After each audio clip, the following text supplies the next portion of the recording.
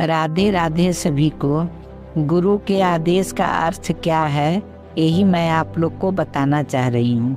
भगवान कृष्ण जब अध्ययन करते थे तो दोनों अध्ययन करने लगे तो महात्मा सांदीपन के वार्ता से पान करते हुए सुदामा ने कहा, हे कृष्ण, आचार्य ने कहा है कि तुम अध्ययन करो, ऐसा क्यों कहा है?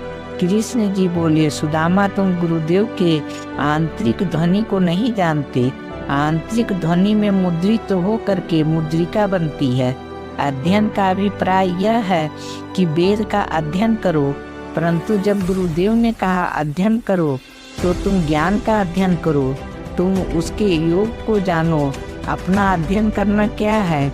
हमारे मानव शरीर में प्रत्येक इंद्रिय में विज्ञान की धारा नित्य प्रति ब्रह्म जगत में तरंगे जाती हैं, उनसे भौतिक विज्ञान में प्रवेश करते हैं। इन्हीं विचारों को हम अंतरात्मा को जानते हैं, हम प्रभु का मिलान करते हैं। गुरुदेव ने कहा हमें स्वतः अपना अध्ययन करना है। अध्ययन कैसे किया जाता है? एकांत स्थान में विद्यमान होकर के अध्ययन की आवाएं हैं। अध्ययन करता हुआ मानव परम सीमा पर पहुंच जाता है।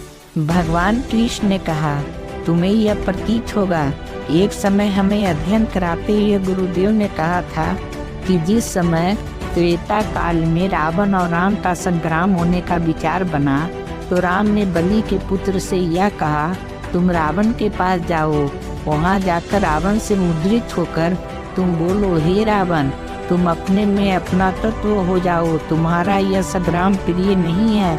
उस समय बलि पुत्र लंका पहुँचे।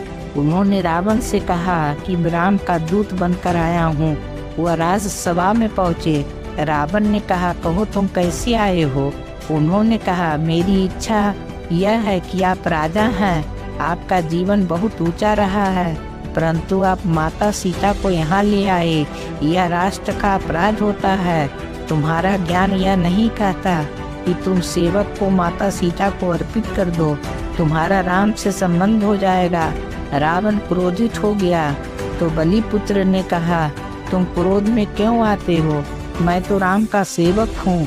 वह यही मुद्रा है जो भगवान कृष्ण और सुदामा गुरु आश्रम में चर्चा कर रहे थे। भगवान कृष्ण ने कहा, हे सुदामा, तुमने यह जान लिया, इतना कुछ अध्ययन पोथियों से किया है, उसी अध्ययन को मैं क्रियात्मक रूप में लाना चाहता हूँ।